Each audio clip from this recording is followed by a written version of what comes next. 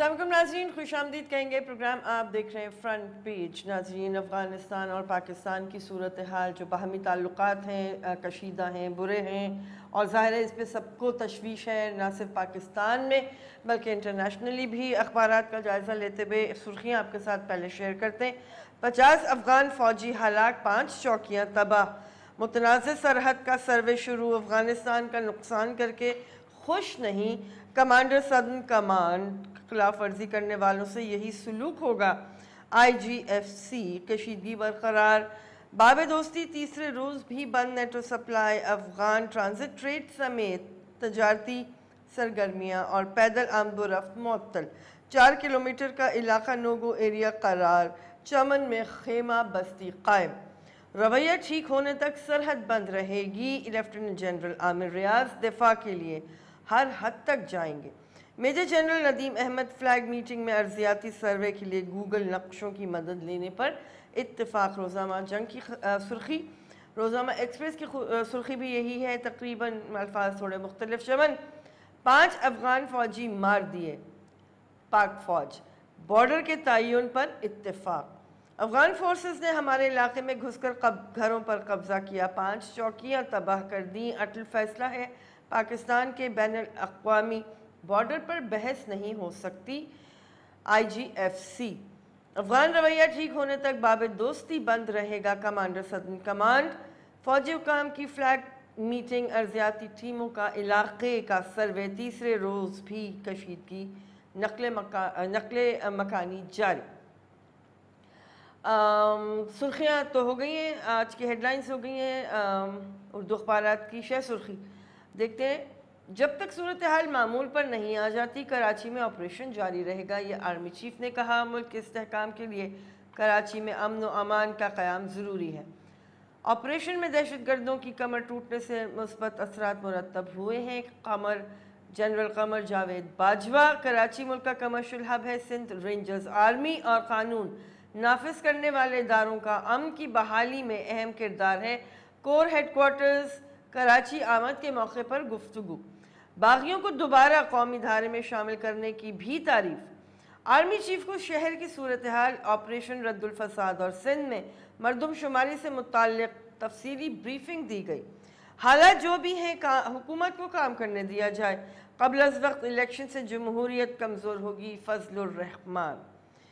अंग्रेज़ी अखबारात देखते हैं। Over 50 Afghan troops killed, 5 check posts destroyed.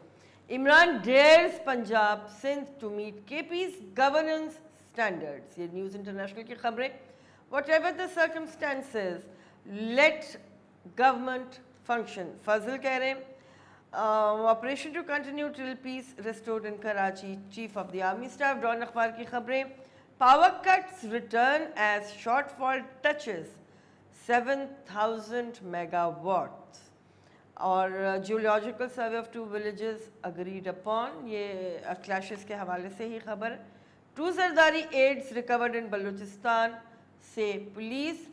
Express Tribune, Chaman clashes all but torpedo hopes of thaw.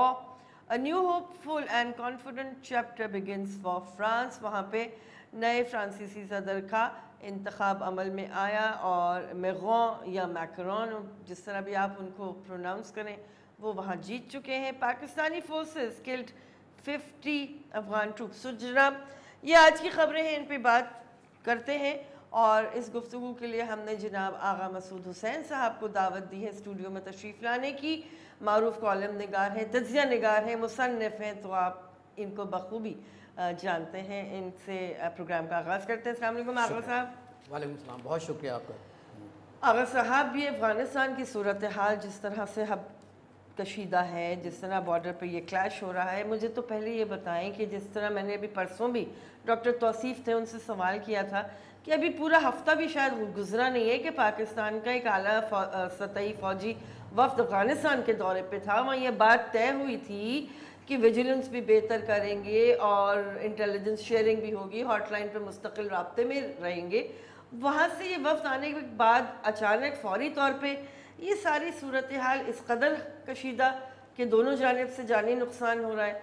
کیا کہیں گے؟ دیکھیے بات اصل یہ ہے کہ ایاز صادق صاحب جو ہمارے قومی اسمبلی کے اسپیکر ہیں وہ بھی ایک وقت لے کے گئے تھے، اور اسی دوران ان کے وقت جب واپس آیا تو اس کے بعد یہ ہے کہ ISI کے جو سربراہ ہیں جنرل نوید مختار صاحب وہ بھی 3 مرتبہ گئے، اور انہوں نے افغانستان کے حکومت سے بات کی، اشرف غنی صاحب سے بات کی، عبداللہ سے بات کی، اور ان کو سمجھایا کہ یہ ہمارے اور آپ کے انٹرسٹ پہ ہے کہ اگر افغانستان میں امن قائم ہوگا تو ظاہر ہے کہ پاکستان بھی اس کے اثرات ہوں گے۔ پھر دوسری بات یہ کہ افغانستان کے اندر جو صورتحال ہے وہاں ڈیولپمنٹ بالکل نہیں ہے۔ اچھا پھر یہ کہ وہاں عوام جو ہے بیچارے، یعنی آپ یقین کریں کہ ایک ایک روٹی کے محتاج ہیں، اور ان کی جو حکومت ہے یہ باقاعدہ ایک کٹ پتلی حکومت ہے، اور یہ ہے کہ جو ہندوستان ان سے کہتا ہے وہ یہ کرتے ہیں، جو امریکہ کہتا ہے وہ یہ کرتے ہیں، تو ان کے پاس اپنا قومی جو مزاج ہوتا ہے کسی حکومت کا وہ ان کے پاس ناپید ہے۔ اس کے کئی ریزنز ہو سکتے ہیں، لیکن سب سے بڑا ریزن یہ ہے کہ یہ باقاعدہ مطلب یہ کہ انٹرنیشنل لابی کے ذریعے یہ لوگ بیٹھے ہوئے ہیں۔ اچھا ان کا ایک ایجنڈا یہ ہے کہ کسی طریقے سے پاکستان سے دوستی نہ ہو سکے، اور میں آپ سے بتا رہا ہوں، آپ یقین کریں کہ اتنا بڑا وفد گیا، دیکھیے چلیے فوجی وقت کو تو چھوڑ دیجئے، وہ تو خیر بات کریں گے کہ کس طرح امن قائم ہو، کیا کرنا چاہیے، بارڈر مینجمنٹ کیا ہونا چاہیے، کس طریقے سے ہم فینسنگ کر رہے ہیں، لیکن جب یہ سویلین جو باقاعدہ حزب قومی اسمبلی کے جب یہ لوگ گئے اور انہوں نے بات چیت کی، دیکھیے بات میں آپ سے عرض کر دوں کہ یہ جو لوگ ہیں جو اس وقت افغانستان میں حکومت کر رہے ہیں، اشرف غنی صاحب، عبداللہ صاحب، یہ باقاعدہ مطلب یہ کہ یہ احکامات پر عمل کرتے ہیں ہندوستان کے اور امریکہ کے، تو یہ جو احکامات ہیں اس میں ایک پہلا ان کا حکم یہ ہوتا ہے کہ کسی طریقے سے پاکستان کا جو ویسٹرن بارڈر ہے اس کو ہاٹ کے رکھا جائے، تو یہی وجہ ہے کہ تمام تر کوششوں کے باوجود بھی یہ واقعہ ہو گیا۔ اچھا حالانکہ امید یہ کی جاتی تھی کہ جب یہ دو بڑی اہم شخصیات ان سے ملاقات ان سے کی ہے اور ان سے بتایا کہ ہمارا اور آپ کا ایک اقتصادی رابطہ اگر ہوگا تو دونوں ملک میں ترقی ہوگی، غربت و افلاس میں کمی آئے گی، لیکن میں پھر بھی عرض کر رہا ہوں کہ دیکھیے اس میں جو سب سے بڑا جو گندر رول ہے which is a very dirty role which is being played by India، تو وہ انڈیا ان کو اکساتا ہے۔ اچھا انڈیا کا دیکھیے معاف کیجئے کتنا بڑا انویسٹمنٹ ہے، بڑا مشکل سے 2.5 بلین، اس سے بڑا تو انویسٹمنٹ چائنا کا ہے، 6 بلین US ڈالر کا ہے۔ بالکل، اس پہ آتے ہیں صرف بریک لے لیتے ہیں، واپس آئیں گے ناظرین، بڑے اہم نکات ہیں اور ضروری ہے جاننا کہ یہ معاملہ اس تصفیے کی جانب کیسے بڑھے گا۔ واپس آئیں گے، پروگرام آپ دیکھ رہے ہیں فرنٹ پیج۔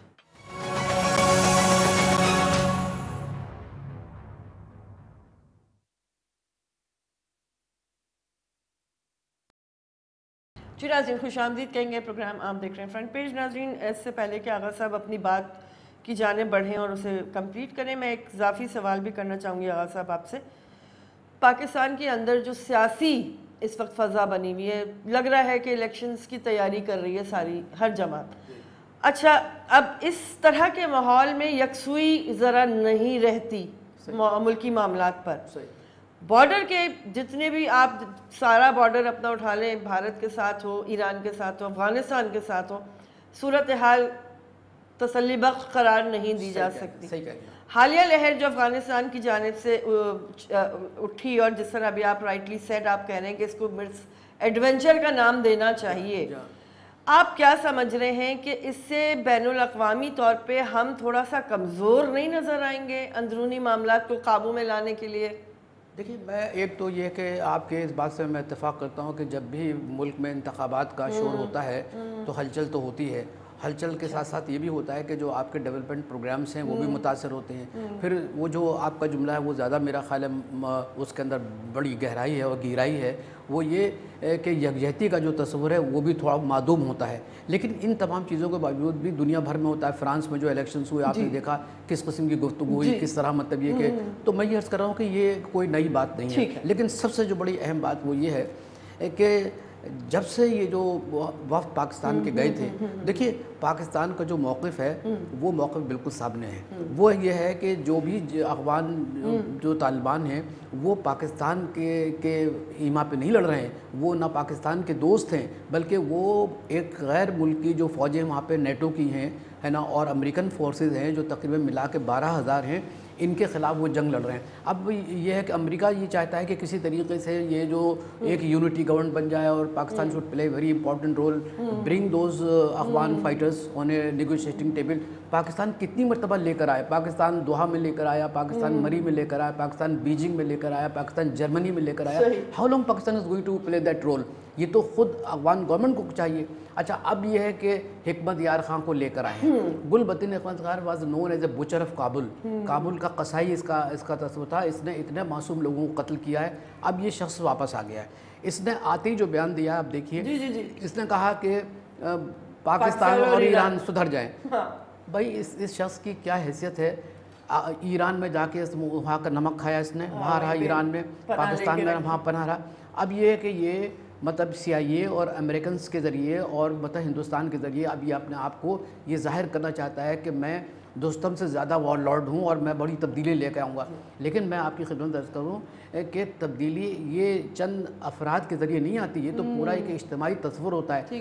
افغانستان کے اندر ایسے ریڈیو کام کر رہے ہیں کہ جن کا کام ہی یہی ہے, and they are financed by India, they are financed by Americans.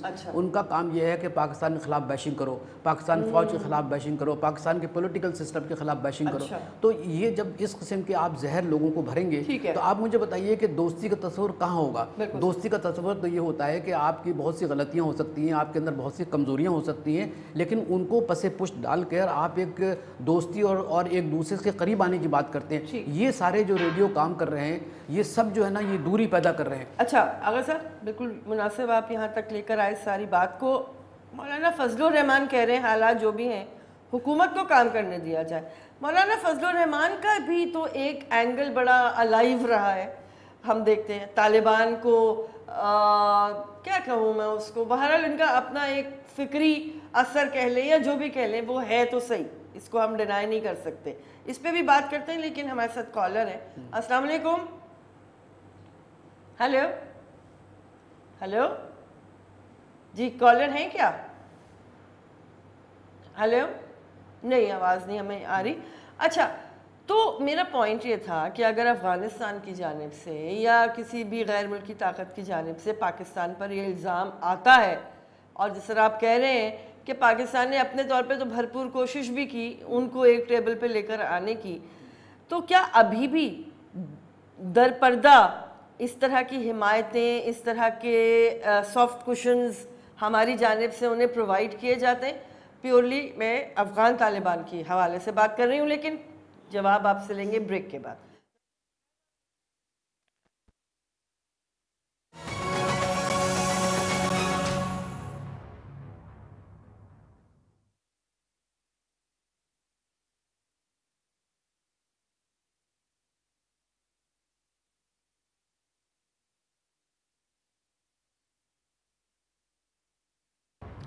ناظرین خوش آمدید کہیں گے. پروگرام آپ دیکھ رہے ہیں فرنٹ پیج. بریک پہ جانے سے پہلے جو میں نے سوال کیا تھا, آغا صاحب آپ کیا فرماتے ہیں کہ پاکستان میں ابھی بھی کوئی ایسے حلقے ہیں جن کا اثر و رسوخ افغانی طالبان پہ یا فار دیٹ میٹر تحریک طالبان پاکستان پر ہو؟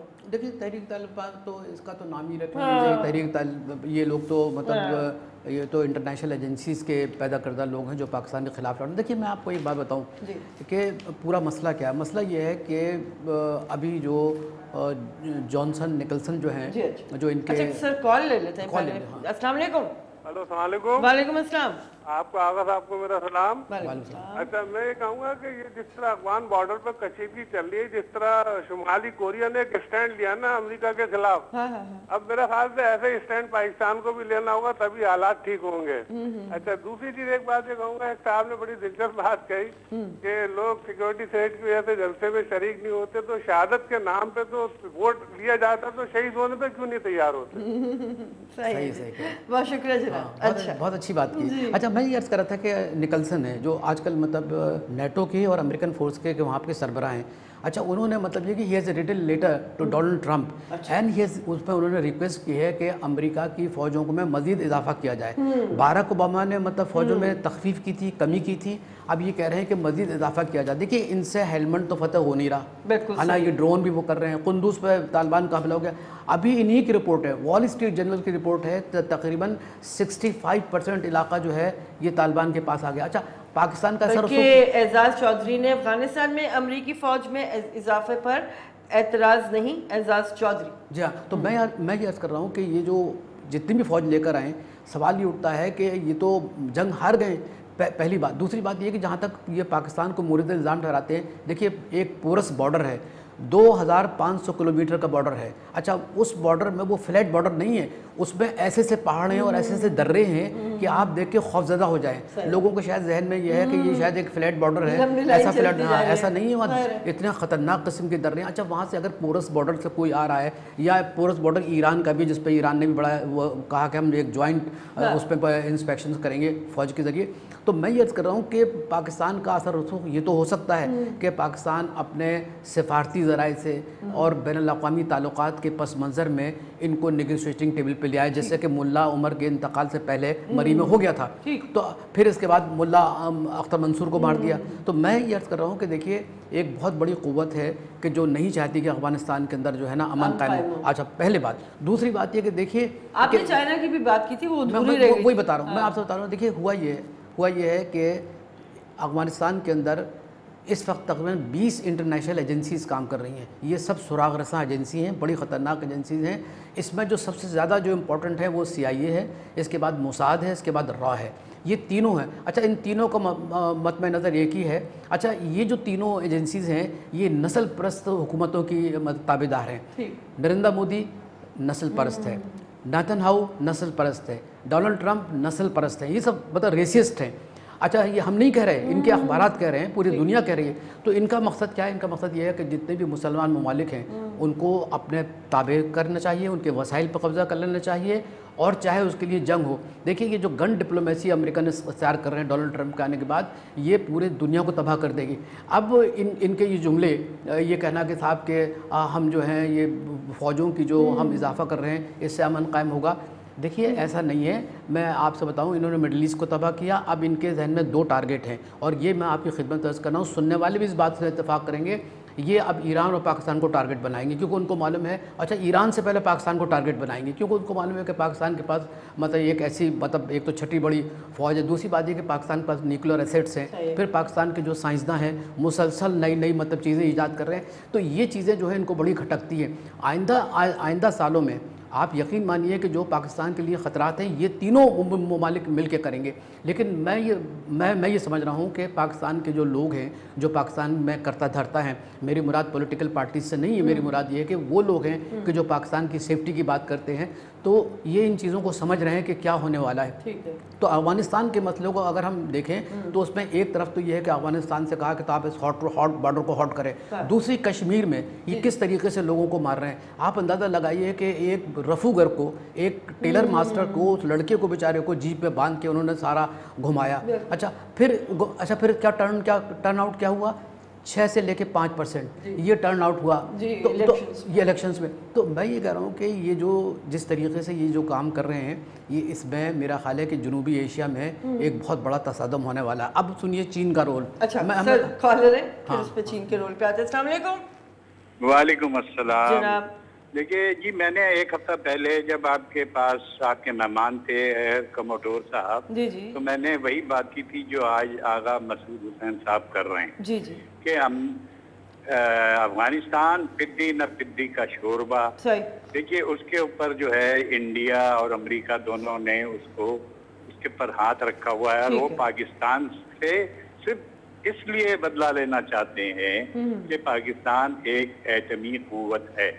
मसला ये है कि हमारे यहाँ अभी आपने फजल रहमान साहब की भी बात की जी।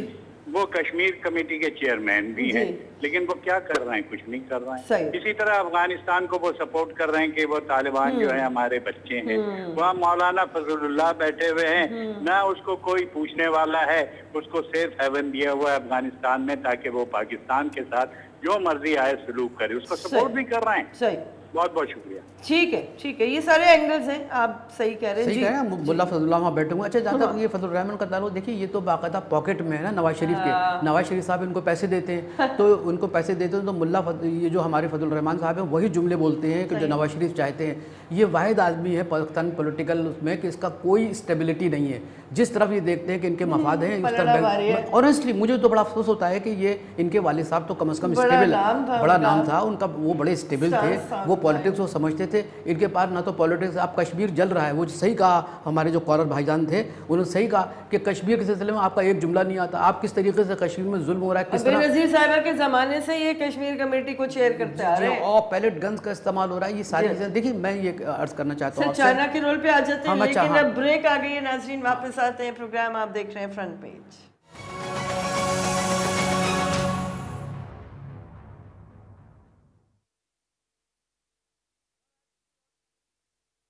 नाज़रीन खुशामदीद कहेंगे, प्रोग्राम आप देख रहे हैं फ्रंट पेज। ब्रेक पे जाने से पहले हम बात कर रहे थे अफगानिस्तान पाकिस्तान के हालात पे, तो चाइना की बात ज़रूरी है। जी आगाज़। तो मैं आपसे अर्ज कर रहा था कि चीन ने $5 बिलियन US डॉलर जो है इन्वेस्ट किए हैं, और वो मिनरल डेवलपमेंट में, क्योंकि वहाँ के जो माइंस हैं उसके अंदर कॉपर भी है, गोल्ड भी है, तो उस सिलसिले में वो चीन जो है वहाँ काम कर रहे हैं। अच्छा देखिए, चीन का इंटरेस्ट ये है कि इस पूरे रीजन में अमन कायम हो, जी स्टेबिलिटी है। अच्छा, वन बेल्ट वन रोड, अच्छा वन बेल्ट वन रोड में आपको मैं बताऊं कि 64 ममालिक शामिल हैं जी। जो 64 ममालिक शामिल हैं, तो इसका मतलब ये हुआ है कि कितनी बड़ी इकोनॉमी जो है ना वो फ़रोग पाएगी, कितनी बड़ी इकोनॉमी डेवलप होगी।